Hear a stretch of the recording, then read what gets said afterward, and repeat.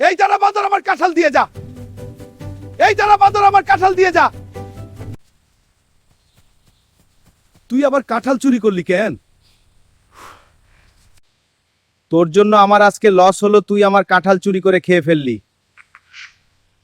তুই এখন থেকে আমার কাঁঠাল গাছ পাহারা দিবি, তোর জন্য লস খেয়েছি, এবার তুই আমার লাভ লাভ করে দিবি।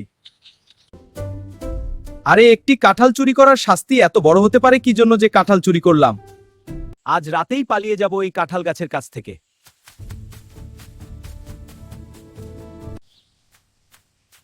আরে আমি তো এখানে বাদরটিকে আমার কাঁঠাল গাছ পাহারা দিতে বলেছিলাম, কোথায় গেলছে?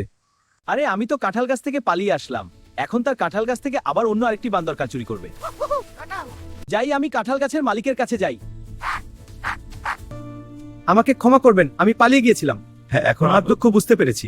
ঠিক আছে, আমি তোমাকে ক্ষমা করলাম। এবার আর কাউকে কাঁঠাল চুরি করতে দেব না। যাক, এবার বাদরটি ভালো হয়ে গিয়েছে।